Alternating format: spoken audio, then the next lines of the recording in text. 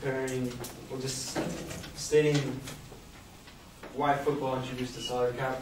In 1994, players and owners agreed on a new collective bargaining agreement because at this time, player salaries were continuing to increase.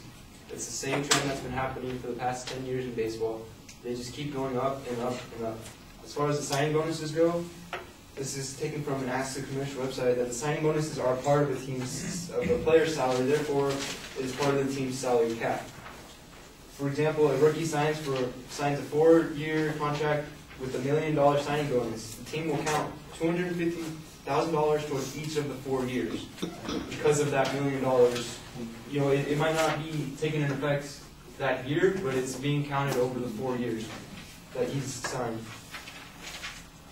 So yeah, after each of those 4 years, that salary cap of $250,000 a year adds up to $1 million.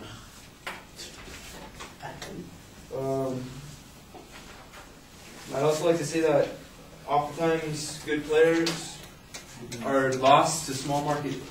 Good players on small market teams are lost to large market teams. C.C. Sabathia was an example. He left the Brewers, who had a payroll of $80 million, to the Yankees for the $200 million.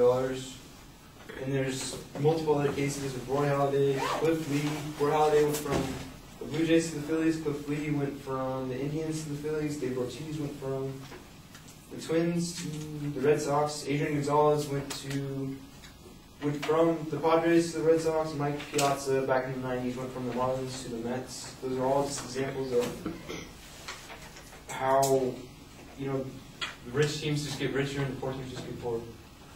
I'd like to go back to one of their negative, something they brought in their first negative speech was that Matt Latos of the Padres and his statistics, well, yeah, he had a good year. His following year, he did not so good. And while Matt Latos did pitch well for those Padres, they went nowhere, and also lost Adrian Gonzalez in the process to the Red Sox, who are a large market team. He also said something about David Price. David Price was brought up through the farm system. A player like Alex Rodriguez, he was in the league for a couple of years before the Yankees went out and bought him. So in the end, I'd just like to state that it's a problem that's just going to get continuously worse unless we introduce the salary cap. And the other thing was the IGF and the diversity.